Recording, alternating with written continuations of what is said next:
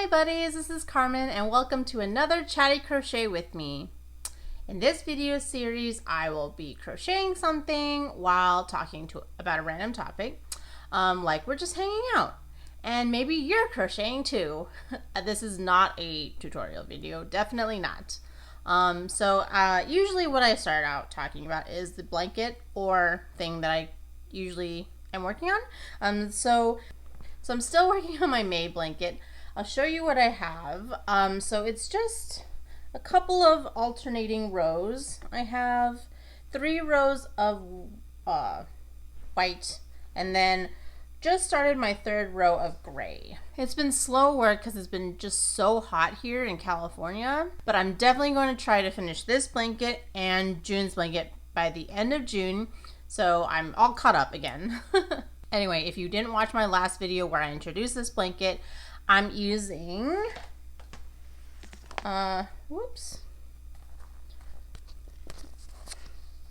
Bernat Sheepy yarn, and this is the color Vapor Gray.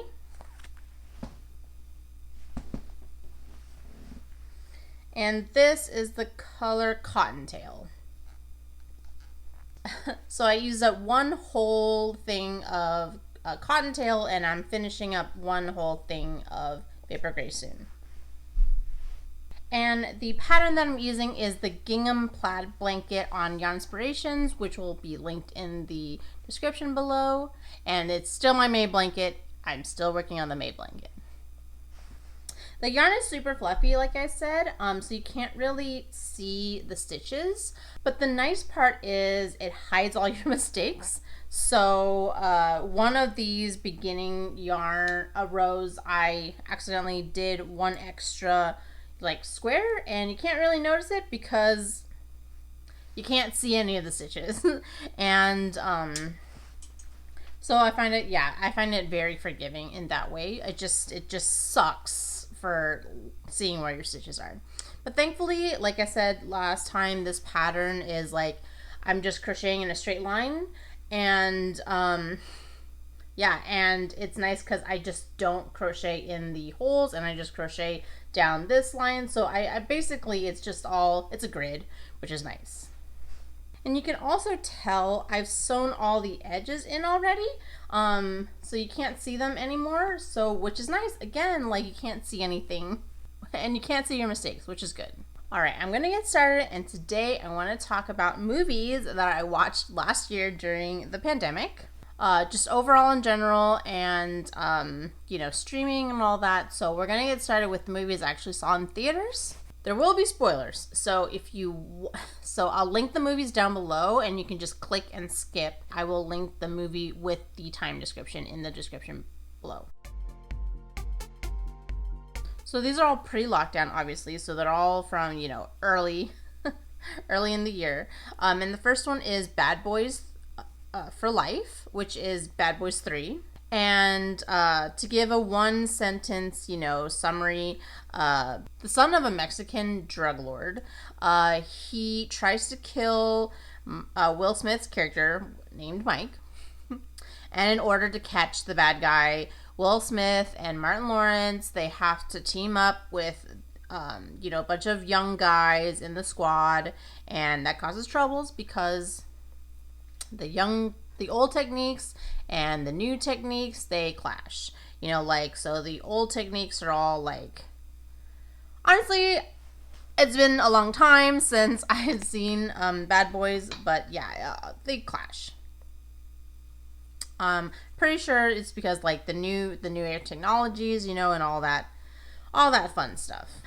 It wasn't a bad movie. It was just forgettable. I didn't see the second Bad Boys. I've only seen the first Bad Boys, and that was 20 years ago. But yeah, it really doesn't matter. Bad Boys is kind of like the Fast and Furious franchise. You don't have to see any of them to understand what's going on. You just have to. You're rolled in, and movies are nice like that where. Usually movies are nice like that where you just if you haven't seen the first one, you're probably good seeing this one. Taylor and I thought the Dorn character was really good because there's this part in the very, very end when he's tasked to, do some violent stuff. And he's like, he just has the sweetest line about needing therapy after doing violent stuff, and, you know, like, or promising not to have done violent stuff because he didn't want to go to therapy, or, you know, like, he had done violent stuff and he doesn't do it anymore because he needed therapy and he didn't want to go back or whatever. But the point is, it was really sweet. And after they make him do the violent stuff, he's like, I think Martin Lawrence is the one that was like, I'll pay for your therapy. And Dorn's like, you better, or, you know, like, it's just really cute. And I really like the fact that they highlighted, yeah, some people don't, I mean, you need therapy after you hurt somebody. It's just, you need therapy. Just go to therapy. I feel like all cops should go to therapy. The next movie we saw in theaters was Birds of Prey and the Fantabulous Emancipation of Harley Quinn. The one-sentence summary of that movie would be like Harley Quinn, after breaking up with the Joker, you know, learns that she has to fend for herself against a bunch of bad guys, and learns to team up with some other incredibly talented ladies, and they form a somewhat, you know, team of sorts. So the big baddies in this movie are Black Mask and Zazaz, and Taylor and I played this Batman movie where Zazaz was one of the bad guys, so we kind of like that, like, nod to, you know, the fandom. And also Black Mask was played by Ewan McGregor, which is so crazy because it's so weird watching Ewan McGregor, like, be a bad guy. I'm just like, I'm just too used to him, like, being the nice guy or, like, the romantic, you know, love interest. But it's like, he was really good at being bad, which makes a lot of sense because he's a great actor. But it was just weird. It was also a really, really scary bad guy, which really lends itself to Ewan's talent as an actor. But yeah, really scary. Wouldn't want to you know, run into Black Mask. I mean, you get the sense that he is a really bad dude. Yeah, so I probably like this movie a lot more than Taylor did. I think I would have liked to see where Birds of Prey would have gone, but, like, Harley Quinn, it's a Harley Quinn movie versus a Birds of Prey movie, and I usually tend to like when, you know, individuals team up. So I liked the Avenger movie over, you know, the Captain America movie. And I liked, you know, when, it was really dumb, but I liked the Defenders TV show, even though some of the Defenders weren't great. You know, Iron Fist. But yeah, it was fun watching them team up, and I would have liked to see more of the team up. But yeah, it was a Harley Quinn movie. I especially liked Huntress, but I really like Mary Elizabeth Winstead, so I think that was just me. But yeah, I would have liked to see more of the other characters. So the last movie we saw in theaters was Sonic the Hedgehog, and the one sentence summary of that would be, you know, trapped on Earth, an anthropomorphic hedgehog, alien, because he's from another world, named Sonic, tries to fit into Earth, even though he is a blue talking alien. But after he gets found out, some dubious characters try to capture him, and he finds, you know, friends along the way who help him. I wanted to go to watch this to help support the studio, because the studio's decision, because if you guys didn't know, Sonic, when the first trailer came out, Sonic looked really funky. Like, he didn't have his signature giant eyes, and his hair was weird, and he just didn't look good. He looked really, really cringy, and the studio made a huge decision to redo the entire movie in the better style, what I think was the better style. And I just really wanted to go support them. Like, this was the correct decision, because the first style was really gross, you guys. Just go go Google it. If you haven't seen it, just go Google it. But yeah, the first one was just really cringeworthy, and the second one was so much better. It looked so much better. And the other reason we wanted to go watch it is because Jim Carrey freaking, made that role his own. And he was like, I'm going to be this crazy, kooky, little off his rocker scientist. And he totally ate it up. He was great in it. So post-lockdown, there were a couple of movies that came out in 2020 that we watched. The first one being Pixar's Onward. And if you haven't seen it, a one-sentence summary would be two teenage elf brothers set off on an actual fantasy quest to revive their dead dad. And, run into some problems as you do on a fantasy quest. And their mother actively tries to rescue them from said quest. And, I mean, they're elves.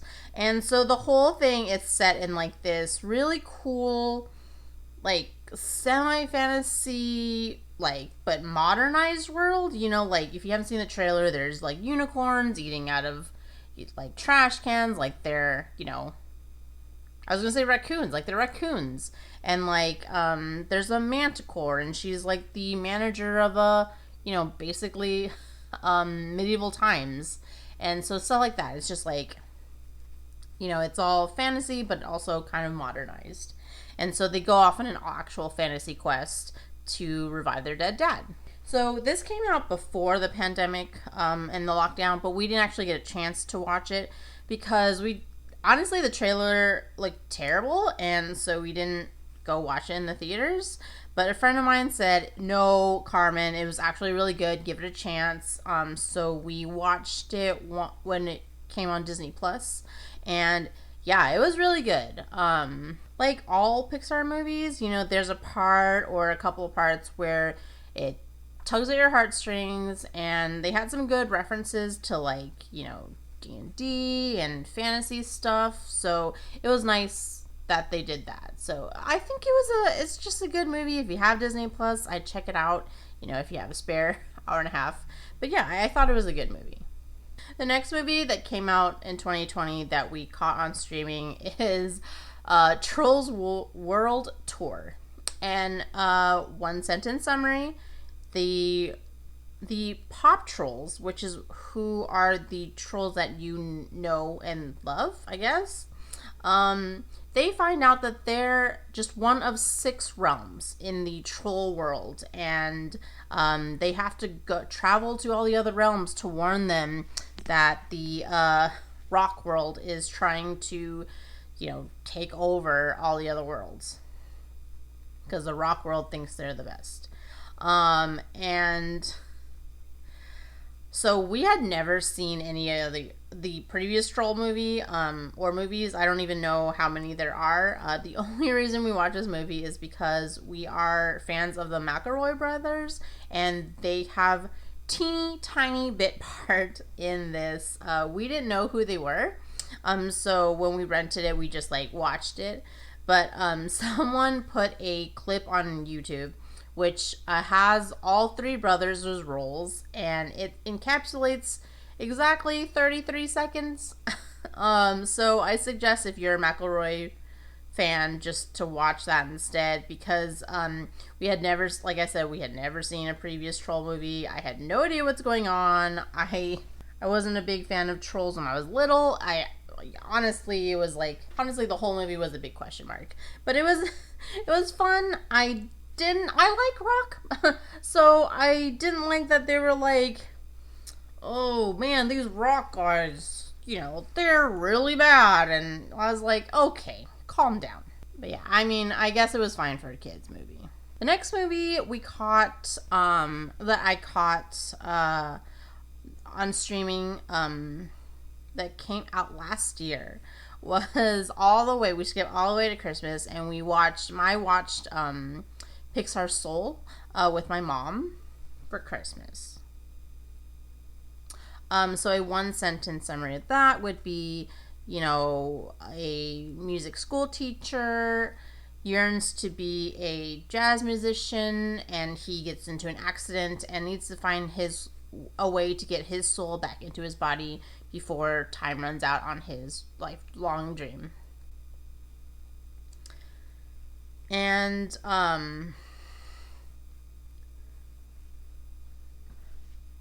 I really like this movie. I think it grabbed me in a way, philosophically it grabbed me because of, Joe, that's Jamie Foxx's character in the movie, but Joe's, drive to do something he really wanted and, feeling like he has a life's purpose.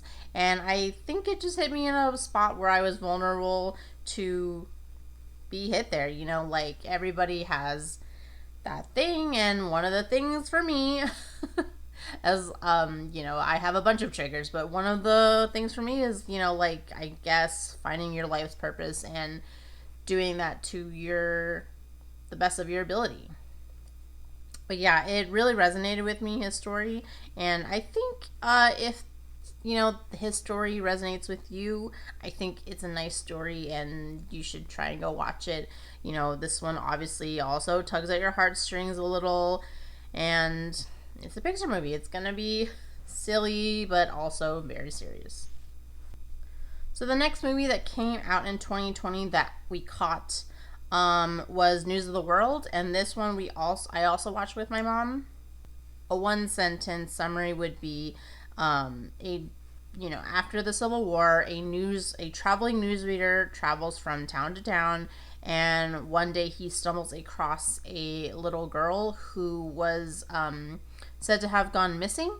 He very reluctantly takes her back to her family. So the only reason we watched this is my mom wanted to see it. I hadn't heard of it until she told me about it. But it was really good. She's a huge Tom Hanks fan, so of course it makes sense that she would know about it before me.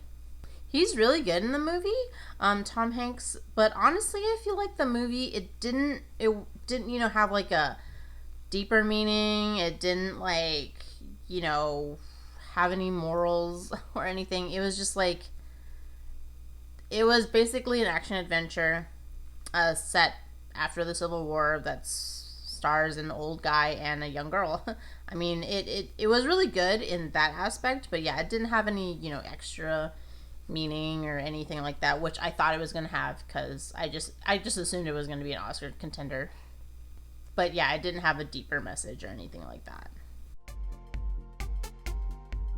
So very quickly, we saw some older movies that weren't released in 2020 but were new to us. So Taylor and I watched Zombieland Double-Tap, and that was okay. If you don't know what it's about, basically it's the sequel to the first Zombieland. When Little Rock goes missing, Columbus, Tallahassee, and Wichita go looking for her, and they have to travel from the White House where they're staying, and they have to go to Graceland in Tennessee. So when this came out in 2019, we didn't hear that it came out, so usually that means that movie's a flop, and this movie was not good. We really hoped that it would live up to the first one, but it definitely didn't. My huge problem with it is Wichita is supposed to be really concerned about her little sister going missing, and she definitely seems more concerned about the fact that her boyfriend / husband, I don't know if they technically got married, but her ex, she seems more concerned about getting him back or repairing their relationship than actually looking for her sister. So, there's it doesn't seem like there's real conflict. It seemed more like a miniseries or broken YouTube, segmented YouTube videos rather than an actual movie plot. But yeah, mostly it was just you're supposed to be really concerned about your little sister, and you're just why doesn't he care that I'm right here, and why does he already have a girl already? your little sister's missing in the wilds of Zombieland. Like, shouldn't you actually be caring about that? Another movie that came out in 2019 that we didn't see, but I still wanted to see, was The Kid Who Would Be King. And I made Taylor watch this with me. But basically, I think he's 10. He's young, he's unassuming, he's an elementary school kid. He finds the sword of Excalibur, and he unsheaths it from, rock. And he is like, he needs to team up with his schoolmates who may or may not like him. And he needs to fight the depths of evil and save the world. That's it. It was pretty high on Rotten Tomatoes. I want to say it was like 70 or maybe even 80%. So we checked it out. It wasn't bad, but it was definitely a kids movie. There's some silly jokes in there. When time there's a scene where time restarts up again, and there's a kid sitting in the lap of some random stranger. That's pretty funny. And then there's some really dumb things, like, you're telling me a bunch of elementary school children, or I don't know what age, but I assume they're like elementary to middle school children, and they fight like literal demons from hell, right? They fight literal demons from hell, and none of the kids get dead. None of the kids get dead. That's improbable, okay? Like, at least one of the kids would have died. Like, I'm just saying, like, in general. I'm not even saying, like, one of the, whatever, 4 mains. Like, one of the extras would have died for sure. Just, it's improbable. The last movie that came out earlier than 2020 that I saw for the very first time was Gone Girl. And I actually watched this with my mom also. So the, one line summary is, on their 5th anniversary, a woman goes missing, and her husband is suspected of making her go missing. And there's again, spoilers, but there's a plot part where, Amy is alive, and she orchestrated the whole thing. And I knew that it was, because I listen to a lot of true crime stuff, it was just, said, and I get that they assumed, that I would have watched it already. But really, they were like, I can't even remember the podcast, honestly, but they were out like, even if you haven't seen it, it's still a good movie, and you should see it, even though that spoiler is just, the spoiler. So I was like, I was always interested, and I just never got around to watching it. So when my mom and I usually watch a movie for Christmas. So, and this year, being what it was, we watched a bunch of movies for Christmas. So one of the movies was Gone Girl, and I knew she would like it, so we watched it together. And she really loved it. She kept telling me, even after, she was like, that was a really good movie that you picked. And I was like, thanks, Mom. Like, I knew you would like it. And I had, known the spoiler. And that was all. But yeah, it was my first time watching it. It was so freaking good. The acting of Rosamund Pike of Amy was so amazing. Like, she was so good in it. But I would not recommend watching this with your parents. One of the scenes is a sex death scene. And it was very awkward. Very awkward. And then there were some rewatches. So during our lockdown time, sometimes we would try to watch some movies that we had already seen before. I'm sure you guys did the same. So one of the movies we rewatched was Dodgeball. So Dodgeball, the one-line sentence, if you haven't seen it already, to save Average Joe's gym, the owner, his employees, and some of the gym members, they band together to play in a dodgeball tournament where none of them have ever played dodgeball before. And that was such a fun rewatch. I hadn't seen it since it came out originally. I hadn't rewatched it since it came out originally. So it was just fun, you know, watching the silly stuff. I remembered Steve the Pirate, but I forgot, like, I knew he was Alan Tudyk, and then I was a fan of Alan Tudyk after. So then when rewatching it, I was like, holy crap, Alan Tudyk is really good as Steve the Pirate. He's just really great. The whole movie is very, very quotable. You know, if you can dodge a wrench, you can dodge a ball. It's very wise words, you know?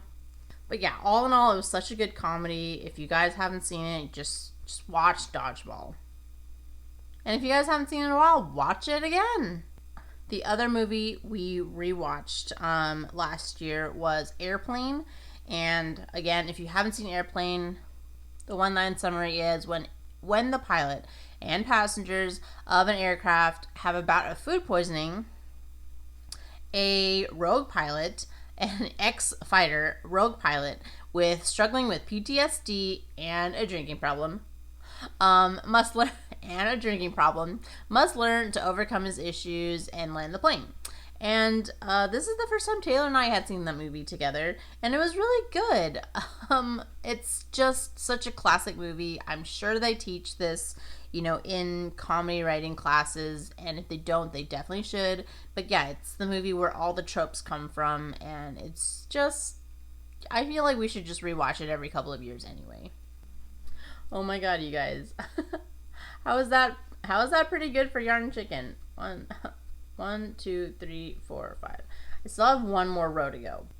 But yeah, you guys, that's it for all the movies I watched in 2020. Taylor and I used to watch a lot of movies pre-lockdown, you know, before the pandemic, and it was nice to watch movies at home again. But recently, Taylor and I went to the theaters again. We're both vaccinated. It was an older movie, so we were almost the only people in the theaters anyway, and it was just a delight. I can't wait to keep going. It was so much fun. But my favorite movie last year, new movie to me, is probably Soul. But Gone Girl was definitely a runner-up.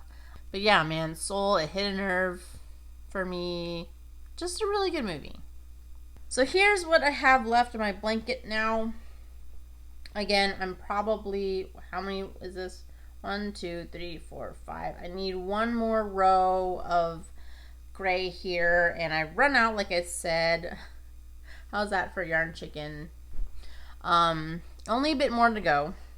So I'm probably gonna do, I probably want to make it, I want to make it taller than it is wide. And then I still have to do the stripes going down the middle.